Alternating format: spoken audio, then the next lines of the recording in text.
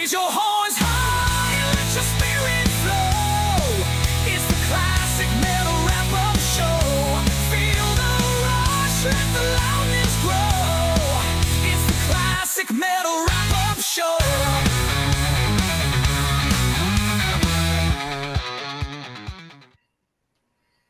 There's this program called Superior Drummer, right? And I bought that whole program because I'd been wanting those drums for decades. I was like, I want that drum sound. And then I saw a post on Nicky Six's Facebook. He goes, I love these new Bob Rock drums. And I'm like, what is he talking about? And in like two minutes, I discovered what he was talking about. Bob Rock released a drum program with this company called Toontrack. And I was like, right, I'm getting that now. And I bought the whole program, $800, but I was like, I don't care. I'm getting that because I'd gone and learned about recording at home and stuff. I did a whole degree for all that. So I was like, yep. And I use them all the time. It's, yeah.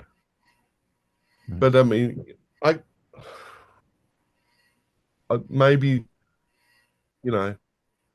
it's hard. I mean, how am I going to pick? Well, I guess I have picked Motley Crue. Yeah, he's going with the 84. But I can't. Favorite tracks you guys were talking about. It's tough. It changes every day. Power to the Music, absolutely. Misunderstood. Poison Apples, Love Shine. I mean, I would listen to Hammered last night. It just nearly ripped my head off. I'm like, this album is flawless to me. And I just, it will never. I've got a friend who goes, that's the best rock album of the 90s. It's the most underrated rock record of the 90s. And it's a crime.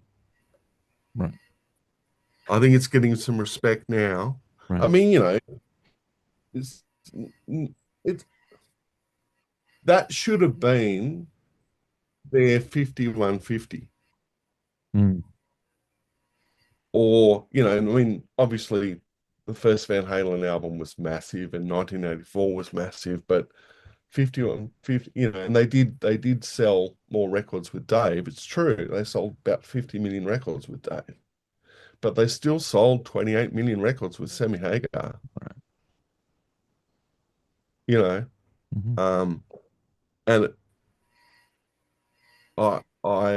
anyway, it'll never change.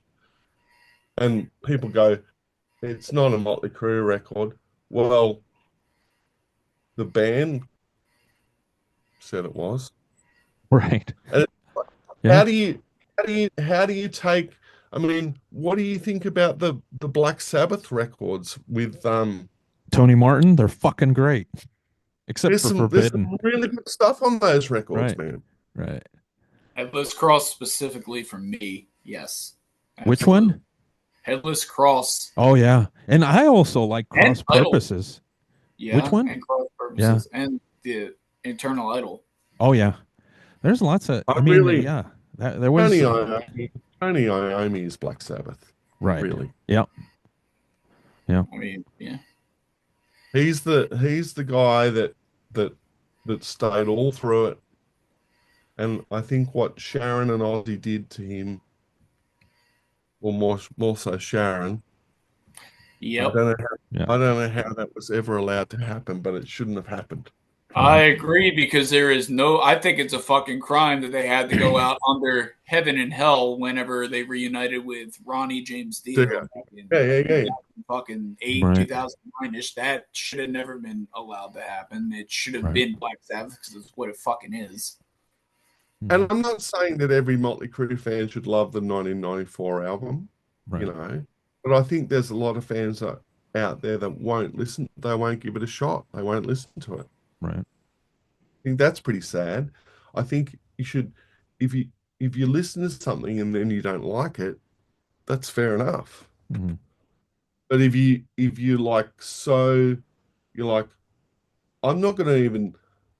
I've never heard Iron Maiden with Blaze Bayley, but I'm never going to listen to it. Like, that's not. I like that. I like the first record. I saw that tour even, but the second one wasn't so good. But yeah, I mean, I hear what you're saying. That is, but then again, there's these diehards that for whatever reason, I don't know if you guys have ever run into them, but I've run into one, a real person, not somebody online, that just is all about the Diano, the first couple records, and they could do without any Dickinson stuff. But then they tend to be more of from the punk rock end of things, and I can see that. That's Jackal. That's true. Jim, oh, that's too. right. But I'm talking real. I mean, I know you're talking about some, but I'm saying I'm familiar with people that do share that opinion. Does Jim? Go ahead. Does Jackal say that? He has said it on there before because Chris has gone on to him of just stop it. Yeah, no. Chris has made the joke before about I can't believe that hack Bruce Dickinson came in and ruined. I growing up, I had a dear friend who he 110% will not support Iron Maiden if it has Bruce Dickinson or Yannick Gers in the band. Well, flat out, he wants Diano and Adrian Smith, and that's it. So he only likes the first two albums, and that's all he'll play. Right. And I've literally taken him. I took him on the Brave New World tour, and he just shook his head and was just like he literally had his head down at times, just shaking his head like he could not believe what, because he just really despises Yannick. I mean, Yannick does not understand why this guy's in the band at all. And Bruce, he just doesn't like the Bruce songs, man. Interesting. Yeah, they exist. Mm-hmm. I think that's just.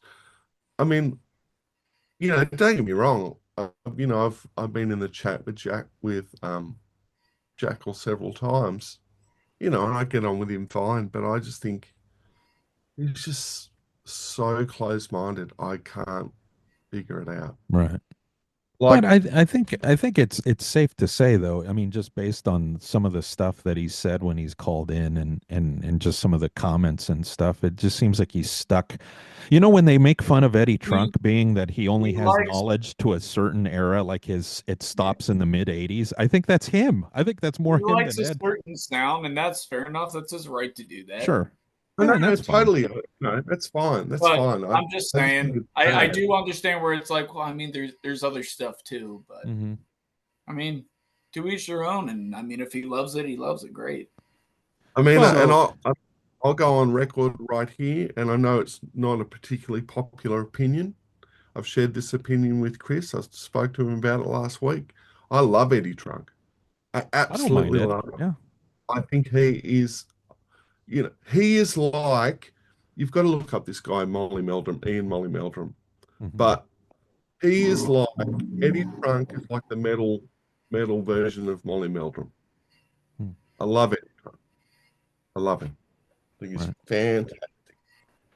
Yeah, I don't know that I listen to him every day. I know I just joined some Ed Trunk group, and there's people that listen to him every day. I don't listen to him every day. Well, in fact, I don't think I've listened to a show in a bit. I skip the callers because they're a bunch of waterheads, for the most part. But I do like the interviews. I mean, I think I do go back and download them on my app on my phone and scan through the interviews and check those out and stuff. But I can't tell you the last time I've listened to an Ed Trunk show, top to bottom kind of thing. I mean, it just doesn't happen often anymore. I'll put it this way when it comes to Eddie. Eddie definitely comes across as egotistical, and sometimes I do roll my eyes with some of the tangents that he gets on. But because I have to be honest and I have to be fair, and I know that the same is true of you, Ruben, because you and I have had this conversation. You and I have both met Ed at a handful of times. Always been nice to me. Yeah. Always been nice to me. In fact, a quick Ed Trunk. I mean, when he was when he was still doing the metal show, he did 3 appearances in Portland. I saw all 3. 2 of them, he actually comped me. The last 2, he comped me tickets. The last one, he actually said, "Hey, you want to do the interview?" I'm like, "Yeah, sure. I'll just meet you at the venue. What time?" You know, I was thinking beforehand. He goes, come to the hotel." And I actually met him up at the hotel, and we sat in the bar area and did like a 90-minute thing, and super nice. And he goes, yeah, he goes, I'm gonna, how many tickets you need? I go, I already got a ticket. He goes, oh, he goes, well, I'll give you 2 more. And I was like, I don't know. I mean, I think I gave them to somebody that lived in Portland that was able to make the gig, you know, but I mean, again, he does seem full of himself. I don't think it's intentional. I don't think it's intentional. He's funny to laugh at. I almost think he might be like autistic or something. You know what I mean? Like he does it without awareness, and that rubs people the wrong way. Like in my one of the things that I'm thinking, I was like, technically, doesn't he have like 2.5 houses? Because he's got that shack in the Jersey Shore, right? Yeah. So are you telling me that you felt like if you were to give him a We Go to 11 shirt that it wouldn't have ended up in the trash? I don't think so. I mean, and I think he was super nice. And, you know, it was one of those things. I was like, hey, Ed, let me buy you a drink. He goes, oh, no, don't worry about it. I'll get you a drink. You know, I mean, it was fun. A really close friend of mine went on the Yes Close to the Edge. He's a huge Yes guy. Yeah. He went on the Yes Close to the Edge cruise, whatever. And I said, can you please get an Eddie Trunk autograph for me? And he said, yeah, absolutely. And he did. He said, and Eddie was the nicest guy to him. In fact, I'll tell you this. I hauled the 2 books, his 2 books that he had.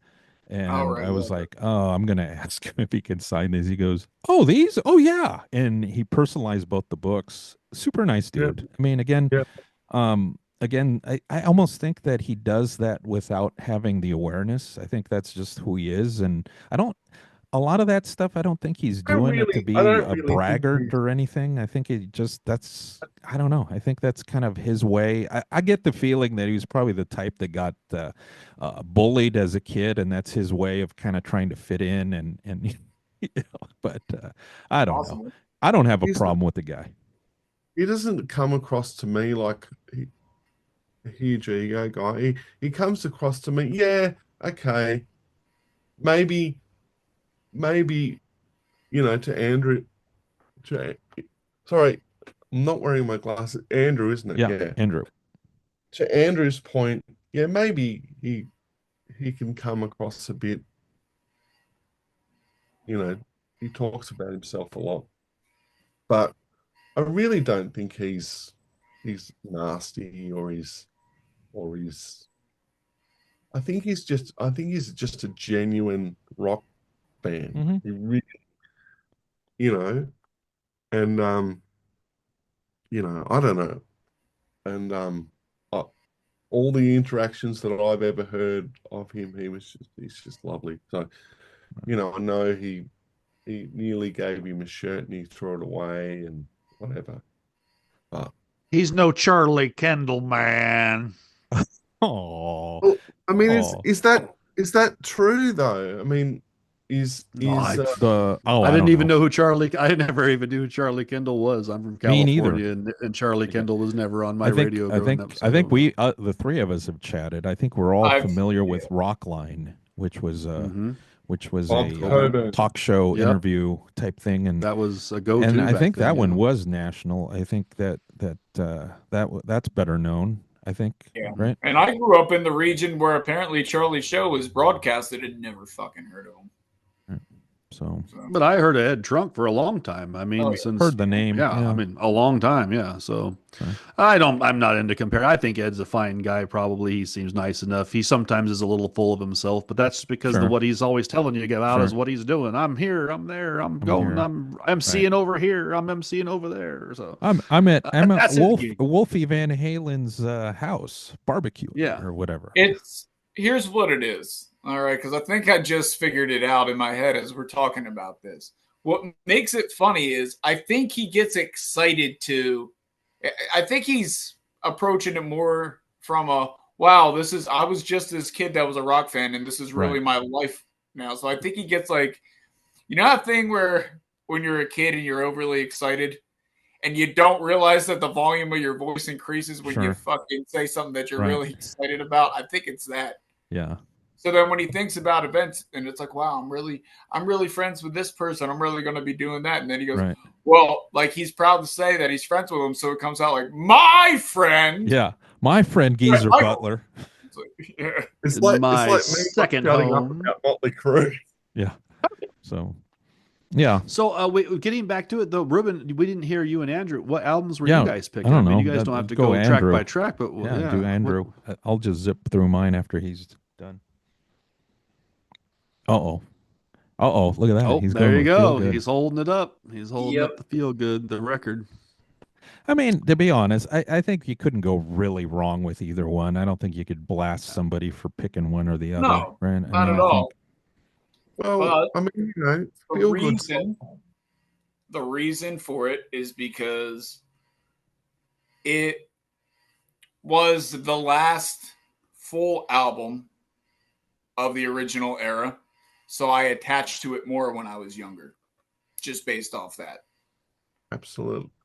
Absolutely cool and valid. Simple answer. That's it. I think that the 94 record's pretty solid. I like it. I like a few songs on there, but I don't go to it as often. But yeah, Feel Good, obviously it's the end of the era, and I just connected with it better. Right. Since we're talking about the 94 album, let's go ahead and give that a plug too. For the book. I have that too. Yeah. I think Chris thanks me in that book. I think he does. I'm gonna have to look. I could be wrong. I remember him. He should have sent you a free copy for that. An autographed copy. An autographed free copy. So, Ruben, what album are you going with, my friend? Let me just tear through this. I mean, I did not see the 94 tour just simply because by the time it would have hit my area, the tour was fucking canceled because of poor sales. I think at that point I was looking forward to it because they had. How many dates did they get in before it was canceled? I forget. I think it might have been like 3 weeks or something like that. I mean, they had dates. Yeah, they had Typo Negative and King's X supporting, so they had a pretty eclectic supporting cast of bands and stuff. So I didn't see that. You guys, real quick, do you guys think though, is that because they tried to shoot for venues they were not? Yeah, they were trying to get bigger venues. I think they were doing amphitheaters because I know one of the ones that bootlegged is the Deer Creek, Indiana show. And that's an amphitheater, and you know, a lot of these were bigger venues. I think they should have done smaller venues, and it would have probably done a little better. That's my point. I think if they had chosen a step down on the venues, they probably would have had, for the size of the venue, better ticket sales. Right. I think the other 94 bootlegged show is the Osaka, Japan one. Is another kind of common one that circulates quite a bit. But I did see the Feelgood tour, and they had Tesla opening. And at that point, that was by that point they had already hit their peak of excess. Tommy Schio played most of the show on his back or on his stomach because he kept on tipping over. But it's still pretty good, and the tour was good. I mean, I think that for what it was, that was probably the peak, of that era of the band. As far as the record, I mean, you can't go wrong with the Dr. Feelgood. I think another standout for me is Rattlesnake Shake. Kickstart for My Heart always got to me because it was like, hey, wait a minute, this is like the intro of Bad Motor Scooter, and then with the drum patterns of Ballroom Blitz. Could do without you. Oh my god, that brought kind of the live show to a fucking standstill. Same Old Situation, another good tune that they performed live on that tour. Love the video. I think Don't Go Away is another standout for me. I think the worst fucking song on that album's Time for Change. Fucking horrendous. Can't stand it. Drum sound. I mean, everything's top notch on that agree fucking with you record. on Time to Change. Yeah. But and if I never hear "She Goes Down" one more time, she goes down, she goes down, she goes down. I'm like, man, they stop saying that. I will just change say, the lyric. Down.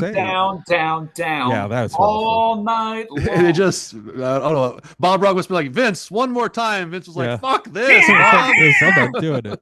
But I will say, Time for Change. I don't know if you guys caught that. That's on a fucking commercial for a faucet company. And that was out like a couple years ago, and I heard that. I'm like, who the fuck's playing that piece of shit? And I'm looking at the TV, and it was an ad for a faucet. So that's just kind of one of those things that Alan Kovac getting some dough. Yeah, getting some dough. Publishing. But as far as the 94, I mean, you can't go wrong with that record. I think, again, Power to the Music, great opening tune. Could it have been a better lead off instead of Hooligans? Possibly. I don't know that anything would have really mattered at that point. Uncle Jack is kind of so-so for me. I do enjoy Hooligans. Misunderstood. And I kind of got burned out on that tune. But overall, I know Glenn Hughes sings on that. And I did get a chance to ask Robbie about that. And in one of the interviews, I asked him, I go, so when you got Glenn, I mean, how did you get him on there? And I guess he was friends with Nikki, and he happened to drop by the studio.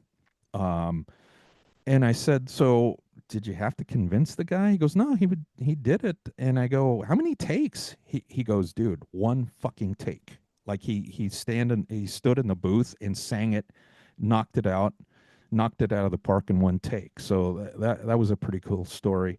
I know Evil doesn't like the acoustic shit, but I really enjoy Love Shine on there. I think that came off well live in the bootlegs that I've watched. Poison Apples is one of my favorite tunes on there. Drum sound, I mean, I think if you want to hear what sums up that fucking drum sound is Smoke the Sky. I mean, you pop that song on there on your stereo, and like I was saying earlier, if you want to test your stereo, pop that song in there, crank it up, and that'll tell you if you got a decent stereo system in your vehicle, because it's gonna fucking rattle. I think Till Death Do Us Part is I really enjoy that one. That's like their epic Zeppelin type moment, I think. Dropping Like Flies is just kind of a throwaway to me. Drift Away, man, that I was kind of on the fence on that particular tune for a while, but man, that's probably the most stellar thing Motley's ever written. And I don't think they could top that ballad wise. So for me, well, I would say I'm going with 94. I mean, overall, better songs, no cheese. And that's a quote, I think, from one of the interviews that they did on Much Music when they were in the studio. They said, that's one of the things that Nicky said. He goes, yeah, we're going to call this album No Cheese. And I agree with him. I don't think there's anything cheesy about it. It brought them some level of credibility. But, the record sales didn't reflect it. It was funny. Well, technically, and you guys are probably aware of this. I'm not telling you anything you don't know, but they really did do 2 records with John Corabi. You know that, don't you? Oh yeah. There was some tunes. Yeah, some of that stuff.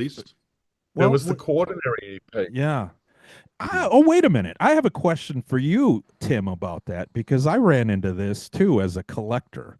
So you get the Motley Crue 94 record, and then that fucking insert pops out for the Quaternary EP. Did you struggle with wondering if you would order it and use it, or did you run out and buy a second copy so you could keep one of the inserts? Well, let me state for the record, if there was anything Motley Crue breathed on that I could get, I wouldn't have even would have taken me two seconds to do it, right? And that's because I'm an absolute Motley Crue nutbag, right? But we didn't get that order form in Australia. Ooh. I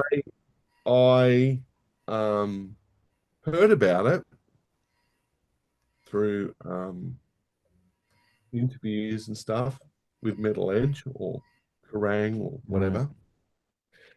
And so what happened, I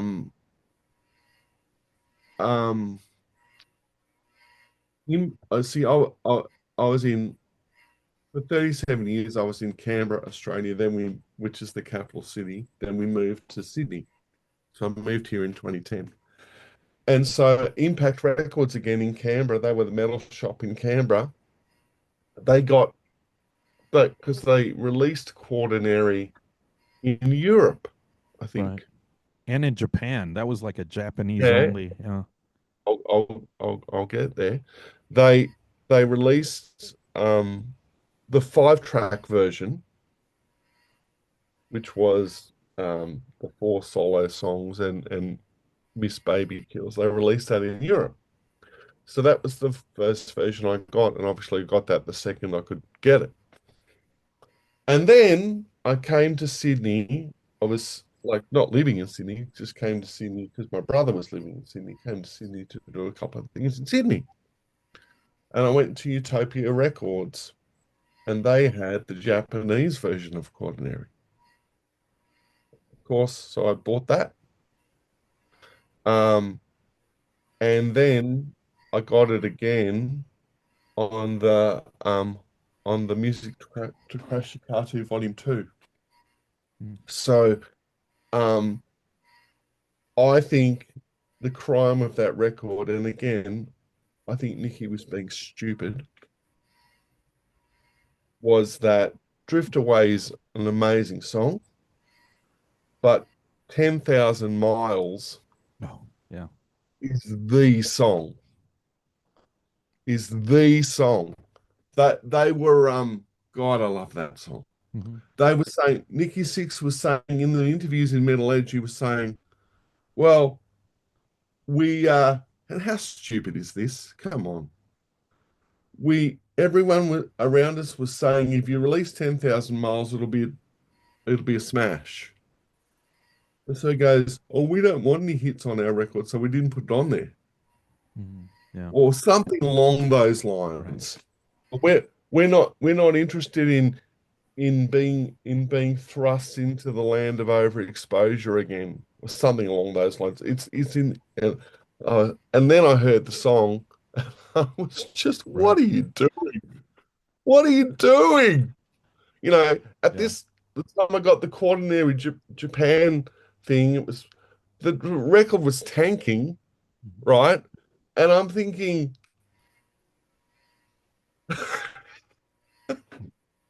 like, yeah. Do you like 10,000 Miles? Have you guys heard that song? Yeah, I have. I've heard it before. Yeah. It's a good song. Yeah. Do you think that should have gone on the record? It should have gone on the record. I think that might have been, I don't know.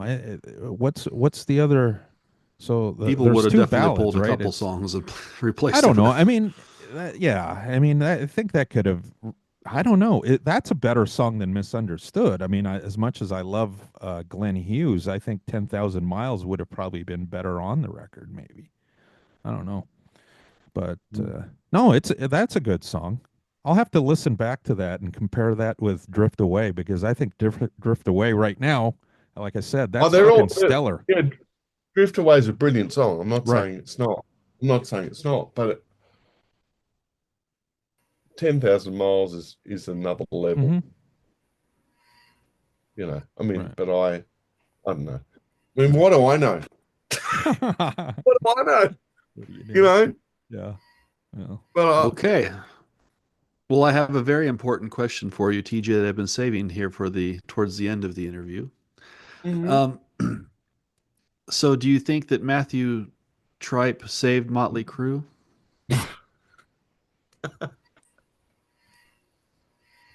Do you think that there's a couple gigs where they said, Nicky's so blasted or he's in rehab that we need you to stand up there for an hour and a half and pretend you're Nikki Sixx? they wrote a song about that. Yeah, and I'm pretty researched on this subject. So when before you laugh too hard, answer how he got in Nikki's outfit with the road manager backstage in that photo. I can't answer that. That is 110% confirmed. Their road manager at the time with a tech on the other side, and Matthew Tripp is clearly wearing Nikki's outfit. And at the time, if you remember, Nikki wore those welding goggles, and he has them on his head. So why would Nikki let Matthew Tripe put on his outfit? I mean, people can question the story. What I'm saying, when you look at the photos, there's photographic evidence that doesn't make sense. Look, Motley Crue is one of the most controversial rock and roll bands on the planet. Let's face it, anything's possible. That's how I feel. I don't think I think where the reason why I asked this is because I was doing some research, and I think where the people go wrong is they listen to the guy in his interviews and the story. He just goes on and on and on and on. He's clearly, but when you get down to the actual photos he supplied back in 1988, the photo doesn't lie. And that guy has been confirmed to be their road manager for 85, I think, or was it Theater of Pain tour? Yeah, Theater of Pain. And that is the road manager for the Theater of Pain tour, and that is one of Mick's techs next to Matthew Tripe in the photo, and that is not Nikki Sixx. That's Matthew Tripe in the photo, and it's him in his outfit. So who did Motley Crue just say, hey, any old guy can come back here and get Nikki's outfit and put it on? I don't understand how this worked out. Was this in the Kerrang article? Is that where that? Yeah, the original photos he supplied. There's two particular photos where you can clearly see. There's one where the guy on stage with the drink in his hand, the girl, is Matthew Tripe. That's not Nikki Sixx. So how did he get Nikki's bass and the drink, and how did he get this girl on a stage in his outfit? I'm just telling you, there's two particular photos that no one to this day can really refute, because if you look at what's in the photo, you go, how did he do that? Who put what did Doc McGee let this guy climb around in Nikki's outfit? All right, so let me give you my theory, because you just kind of started to dip into it a little bit. Let's put it this way. Doc McGee managed them back then, correct? With the other guy. With Doug Thaler. Doug Thaler. He was involved. Right. Correct. Also know that he was involved whenever they started doing Imposters and Kiss. So do that now. Well, and so I don't believe that Matthew Tripe's story is that he wrote songs and did all this extra. I don't believe all that. Yeah, that's bullshit. I think what happened was, I think that they said, Nikki's got a bum shoulder from a car accident. He's going to rehab, and we got dates, and they ain't getting canceled. And quite frankly, Bloomington, fucking Indiana, isn't going to know the difference between this guy and Nikki Sixx. Well, and there's actually a third photo where they compared these on one other article, where the photo, it shows Nikki standing on stage next to Vince. You guys all know who's taller, right? Nikki Sixx looms over Vince Neil. Right. There's another photo where there's a guy dressed up on the theater tour in Nikki's outfit. He's standing next to Vince on stage, and he's like almost the same height. Yeah. That doesn't make any sense. So I'm not saying that Matthew Tripp wrote anything or did all. I'm saying there was probably 3, 4, 5 shows where they said, we can't cancel the show. Right. Play E, play A, play D, and get up there. You know, I mean, there's some bass lines that don't require a lot of musical ability. Right. To play. Is that not any different than something that is confirmed, which is Ace might be too drunk, get Tommy in costume and makeup and have him ready to go. Right. Yep. Right. And so my only problem with it is why wouldn't they just And my only point is, at this point in time, now that the guy is dead and gone, and why would they just say, "Hey, yeah, Nicky couldn't make a couple of gigs, so we had to sub the dude in," and you all didn't know because it was 1985 and there was no internet. Right. There was no way for you to know, you know. Sure. So it's just an interesting story because everybody always makes Like fun of him. But fucking- when I go back to the photos to me are the thing that really makes me go, "What? How did he do that? How did he get back there? How did he get on that spot and that outfit?" It's like a fucking cartoon. There's that fucking episode of the Flintstones where they're like, "You can't make it on stage, Fred. Put on this wig." Yeah. And then in my mind as fanboy, I go, "Well, why was he the lucky son of a bitch who got to wear Nicky's outfit and carry his bass and climb up there and pretend he's Nikki Sixx for a night? Because who wouldn't want to fucking do that gig in 1985? He got to wear his outfit. Right. He got to probably stick himself in the arm with Nicky's needle. And in the photo where he's got the arm around the girl in the solo cup, he has the Nikki Sixx Spectre custom-made bass. It says Nikki Sixx on the neck around him. And I'm like, how? That's the bass I fucking always wanted. How did you get that around your neck? Right. What do you guys think about, and this is a whole other subject, but this whole Gene and Paul thing with Tommy and Eric? I've got to say, as egotistical and crazy as Gene and Paul are, and I love Kiss, but if that all of Kiss were all dysfunctional for different reasons. They all had their issues. But if you're Gene and Paul and you're trying to run the band with the management like a business, and you've got Peter Criss in 1979 coming on stage and blowing the gig, through poor drumming and stuff, and Gene and Paul going, "We need to replace this guy," and then Ace Frehley not turning up to recording sessions because he's too out of it or he doesn't care or yada, yada, yada. I don't blame Gene and Paul for what they did. Oh, I don't. I don't know. So I have an interesting perspective on this because years ago, I went to a music conference in the Bay Area, and one of the speakers was Eddie Kramer. And after the presentation, you could just go up and talk to him. It was like the late 90s, and he was known, but it wasn't like there was a line of people out the door to talk to Eddie Kramer. Most people walked up to him, talked about Hendrix. I walked up and asked about Kiss.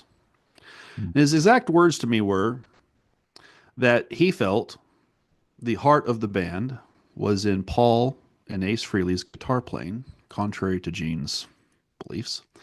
He felt that Peter Criss was a subpar drummer. He actually explained to me that how in the live recordings he had to keep the drum tracks because he knew there was no chance that Peter Criss would ever be able to reduplicate them. So he kept the live drums and then re-recorded all the vocals and the guitars, or a lot of them were overdubbed.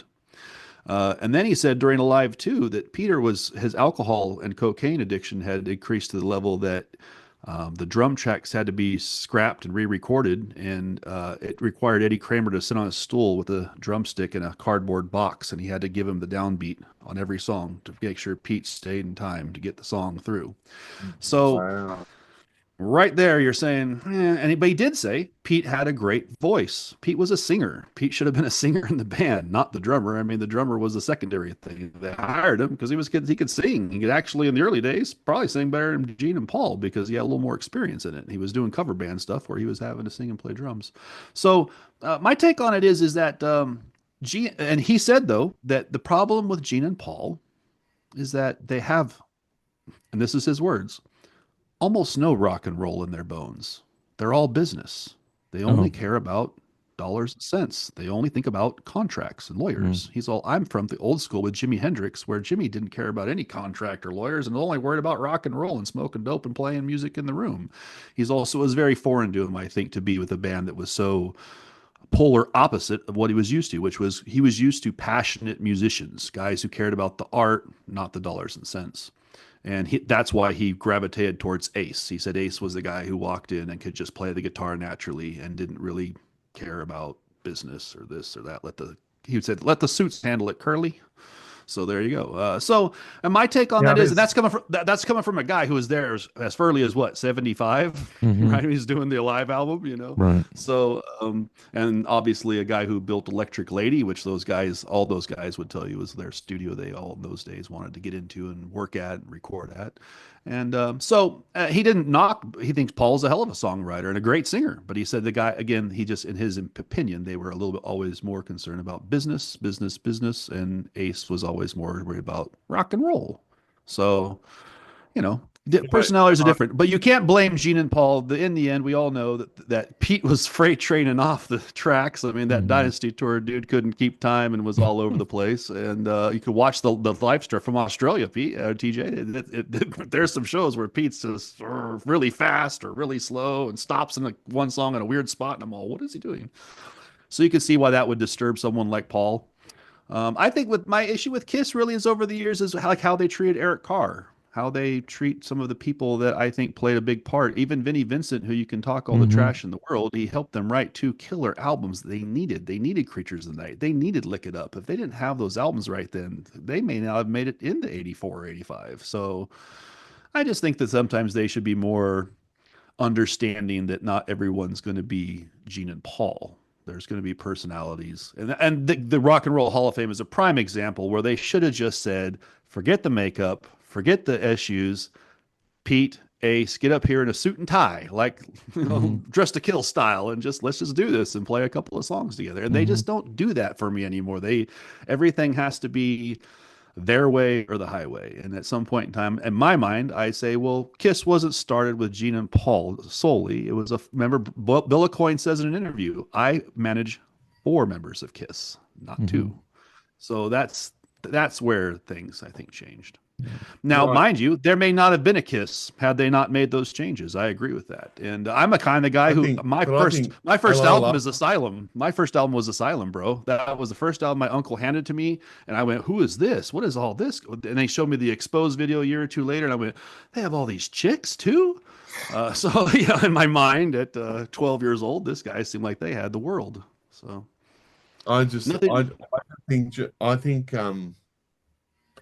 I mean, look, I've released 9 records. My music's not setting the world on fire, but I've sold my records. All of my records have broken even. They've all gone into profit. On a very, very, very, very small scale, right? It's not. I'm not overselling it, right? But I cannot, and people can say some of my songs are good, some of them are bad, whatever. But I cannot not write. I have to write. If I'm not writing and creating music, if it was just about, for me, going and playing, I did covers gigs, but if it was just only about that for me, I would quit. I'd quit the music industry and I'd go and do something else entirely, right? The only reason I still do full-time music is because I love songwriting more than breathing. And I think Kiss got lazy. I think, the fact that they didn't do a record from Psycho Circus to Monster to Sonic Boom. Oh, yeah. I didn't do a record for 11 years, right? Not a song.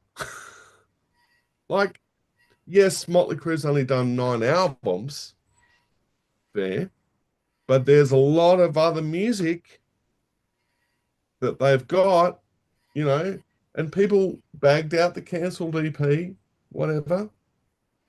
They didn't like the songs they put on the Dirt soundtrack, whatever. But they keep pushing the envelope. And Nicky said the reason why, and we all know the farewell tour, the final tour was a farce. Every band on the planet, I don't believe any of them anymore when they go, that's it, it's finished. And they're all full of it. They're all full of it. And yeah, probably Motley Crue are a little bit more full of it than everybody else because they made this big deal about signing contracts and stuff, but whatever. But Gene and Paul going, oh, no one buys our albums anymore, so we don't want to do it. Like, look at Cheap Trick. Cheap Trick doesn't sell a gazillion records every time they release a record, but they keep pushing the envelope. Do you guys agree? Am I wrong? Do you guys agree with me or what? You're not. No, you're not wrong. As a matter of fact, you can go back to Psycho Circus when you look at that album. There was an interview with Ace where he says, when we did the reunion, I understood I wasn't going to be equal footing as Gene and Paul in the say of the band. But when we went in to make the album, I thought, why would we not just climb in the room thus far, maybe an extra co-writer and a producer, and sort out some riffs and figure this out? He's all, when I walked in, it was Paul in one studio, Gene in another studio. Me and Pete are to report to the studios where we need to record for them when we're told to. There's no collaboration. The songs are already written with their co-writers. And so Ace said, I ain't doing this, Curly. Ace checked out, went and made Into the Void, which you go listen to the song, has all 4 members, has Pete on drums. And they said Pete couldn't play. Well, why is he playing Into the Void just fine? So Ace's point was they never had any intention to make an album with us 4, like the old days. They just wanted product to sell, to put us back on tour, to make money. Yeah. So that's not a band. That's not approaching it as a band. You're constantly looking at it as, I'm this, you're my hired guy, and you do what I say. And no one ever, you don't get collaboration, cooperation that way. You get bitter feelings like Eric Carr had when he was being treated like an employee at the end of his time in the band. So even Bruce Kulick to this day has said he's not going to go back to Kiss. He'll play a gig here or there, and he's friendly with them. He's not going back. And that Bruce Kulick's a pretty even-keeled guy. You would think if the deal was fair and right, he would probably jam with them again. But he's made it very clear he wasn't putting makeup on, and he's never going back to them again. That's odd to me. So I would say somewhere in there, they became less inclined to care about songwriting. And even if you think about it, their best albums towards the end of the 80s and Revenge, who came in Revenge and helped write some of those best songs? Vinnie Vincent. There you go. So I'm just saying sometimes they needed that extra person, and they won't admit that because the egos are too big. At least in Gene's case, he will openly say, I was distracted by Hollywood, so I was checked out for 6 years or whatever it was, Paul, too ego-filled to ever admit any faults of anything he's ever done, as you could tell. Well, have you ever listened to Paul's book? Well, he admits to faults in his own personal life. I'm saying in terms of the band, he makes it very clear that I knew this because I was sober, and Pete was that way, and Ace was this way, and Gene's too busy doing chicks and paying attention to that for me. And I'm sensitive, and they weren't caring about my feelings. On a very psychological level, you kind of get insight to Paul is very insecure. Brittle. Yeah. So, and you got a guy like Ace who's inebriated 24/7 who doesn't care. he can't possibly care. He's inebriated. So, this is not going to work out from the get. But honestly, that's what makes the chemistry. That's what Eddie Kramer pointed out. You can't have 4 guys of Gene and Paul. That wouldn't equal a band anyone wants to hear. You had to have Ace doing all the extra stuff on the guitar. You had to have a Peter Criss to balance out what was going on there. So, and that's why Bill Aucoin, if you guys remember, left. They wanted to fire Bill, but Bill didn't want to manage them anymore. He didn't want to manage 2 out of 4. He wanted to manage all 4. So, I didn't know that. I didn't know that Bill actually didn't want to manage them anymore. I didn't know that. Towards the end, there's a I don't know if I don't think it's an interview. I want to say it was like him reading his life story, or there's something on there. You could find it on YouTube. I can send it to you sometimes, where he makes it very clear towards the end, he was waiting for them to bring the termination letter for his services. And he was on to Billy Idol, and he signed up to manage 4 people in Kiss, not 2. And at that point he was being dictated by 2. I think he loved Eric though. Yeah, and I think that he loved Ace. I think that there was, and even he said in that same thing, he says it hurt him deeply when Pete left. He said, all the problems that Pete caused me, I still felt that was the equal of the four. It made them And full. I do completely understand that Ace Frehley on those records is a completely iconic guitar player. Like, I get it. Actually, I would say, honestly, TJ, it's more live. In the studio, Kiss was known to use multiple players to fix things. Other players, Eddie Kramer made it clear that there was times where he was looking over the shoulder. Do we have to substitute a different bass track in here? Is he not going to get this right? And they were openly all for it as long as it made the song and the band better. It's what I think for us as people growing up looking at it, it's what Ace did on stage. It was the Spaceman, it was the guitars, it was the rockets, it was all the cool stuff that he brought to the table that made him. To this day, look at all those guys that line up like they're still 10 years old looking up at the Spaceman with all their stuff to autograph, and he's over here looking down, ignoring every one of them because there's millions of us out there, which a lot of people take that personally. I hate to break it to you, ladies and gentlemen. There's like, what, billions of people on this planet? There's probably millions who want to meet Ace Frehley. So Sergeant, at some point in time, a rocket ship on along with his autograph. At some point in time crazy. when I'm 75, if I've been saying as often, you might just get an Ace card and a little thing and get out of my face, guy. I got more things to do. There's guys behind you. And all you've got to do, and full credit to Ace Frehley. He's done bloody, what is it, at least five, if not 6 records. Yes, okay, 3, or now he's working on his 3rd covers album. Fair call. Like 2 of them, and now there'll be a 3rd covers album. But that guy, say what you want, that guy's been productive. Yeah. He writes Whether songs. whether you like it or not, that guy's been productive. And you would say that if you do like Ace Frehley, you're probably going to like the solo stuff. He made stuff for Ace Frehley fans. He didn't make it to try to bring in a bunch of young kids who don't. He made it for the people that like Ace Frehley. So I think that's been a little bit diluted as he's gotten. The first solo album, The Anomaly, was really good to me, and but I like them all. There's tracks on it. Even the covers albums, there's tracks. I liked it when he did the Fire and Water with Paul. I think Fire and Water with Paul sounded pretty goddamn good to myself. So I just think I worship Paul Stanley, but I am so disappointed in him, right? Because I don't understand. Yes, there's money. Yes, there's commitments. All of that. But I'm sorry. It broke my heart when I went and saw them in... Yeah, look, before, I know we've been talking about Motley Crue, right? Vince Neil is not, by any stretch of the imagination, the best singer in the world. We all know that. I knew that.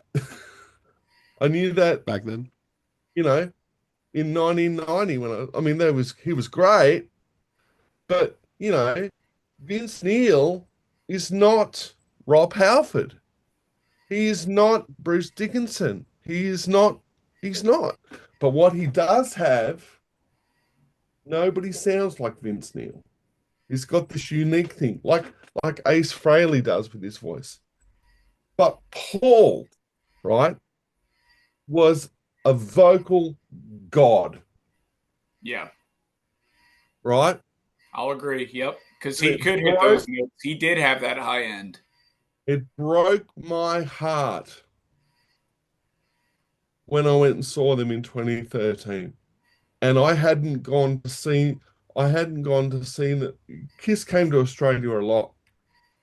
I'd gone and seen them on the farewell tour, the so-called farewell tour. And I don't care what they say. They go, "Oh, that was goodbye to Ace and Peter." No, it wasn't. That was not how you were selling it. True? Am I right? No, yeah, it was absolute BS. They were selling it as the farewell tour. They were selling it as the farewell tour, right? I went and saw that. He was great. I went and saw... He was atrocious. He was atrocious in 2013. Like, have some pride. Like, and my vocal coach that I use is a guy called Ken Tamplin, right? Now, Sammy Ken, Hagar's cousin. what? Sammy Sammy Hagar's Yeah, cousin. Sammy Hagar's cousin. As far as I'm concerned, that guy's the But rock wait a singer minute. of Did he life. not write something with Kiss? I was going to say that. Yeah. Yes, Yeah. yes, yes. That guy's incredible, man. He's incredible. He wrote with Gene for Carnival of Souls. He sang background vocals on Carnival of Souls. He said that when Paul was having his vocal issues, he reached out through Tommy Thayer and said, "Look, I can help you, right? We can fix this." And Paul's like, "No."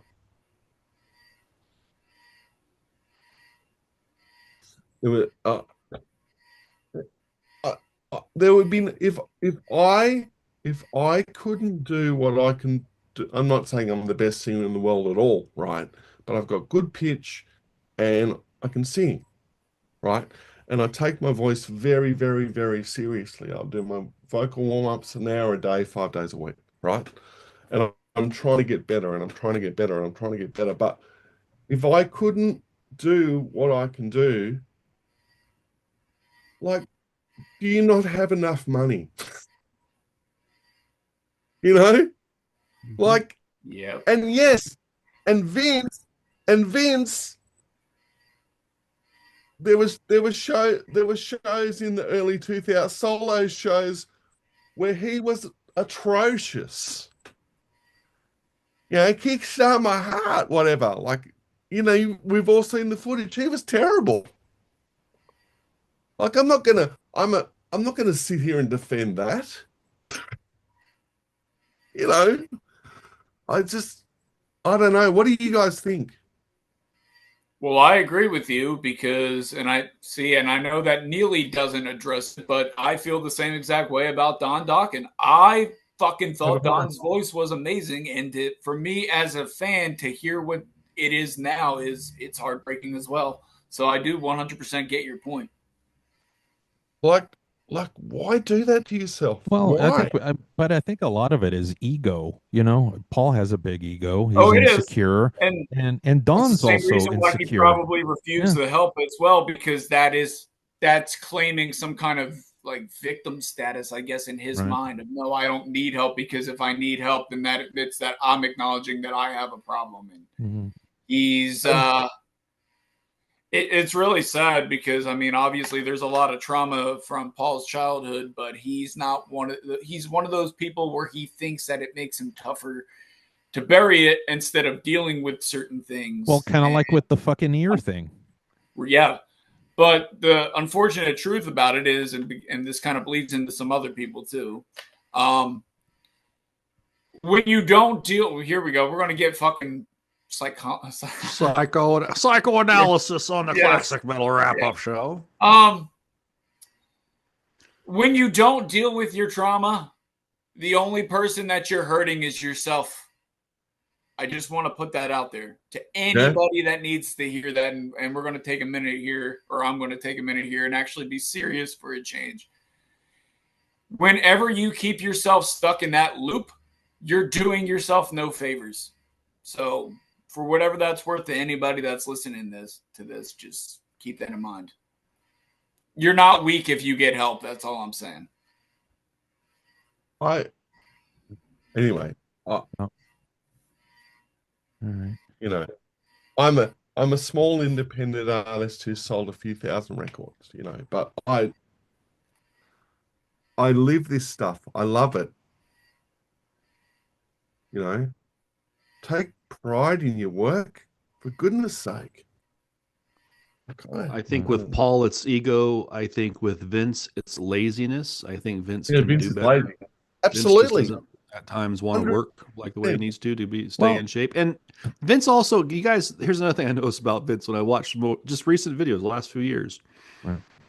I get that it's a big stage and he's not the vocal master. He never was. He's a front man. He's a damn good front man. He's back in his day was one of the best looking dudes in the 80s Sunset Strip, getting all the chicks. So who wouldn't want him at the front of the band? But what he does now is he paces around on the stage like he's 25. He gets all huffy puffy, and then he can't sing. Just stand still, Vince, and just give us the words, and then move when you're not singing, when they're doing the guitar solo, do your prancing around on the stage. He doesn't, that's the kind of thing that he's not listening to, he's not thinking of. He just goes into the moment and he starts moving around these stadium tours, and he's got that belly on him and that weight, and he starts huffing. Mike Reno doesn't go from end to end of the stage in the middle of the song, and he's actually won't be able to sing it. He sounded good too. I mean, that's my point, and that's my point. And so Vince could probably sound as best as Vince could if he would focus on the singing and staying there and on the mic and getting the words out and not be doing all the dancing around at his age with the extra weight and stuff. So, so Vince is a little bit laziness. I think Paul's ego, and I don't remember the other one you mentioned there, but the bottom line here is that you forgot about Don Dawkins. Oh, well, we've covered still, and he still can't sing, so he just needs to go away. Well, that's because he's blown the voice too many times. I mean, talks, the cigarettes, the alcohol, and the fucking jack, and nobody. It's not the fucking sound guy. It's the fucking vices. Let's just be clear about that. And Don is older than Vince by 5 or 10 years. So to your credit. Of what Rob you just Halford, said, Rob Halford is older than them all. Right. And he still has a voice. He's killing it. Yeah. But he's been sober since 1990, or I mean, a long time. 90. He's been sober.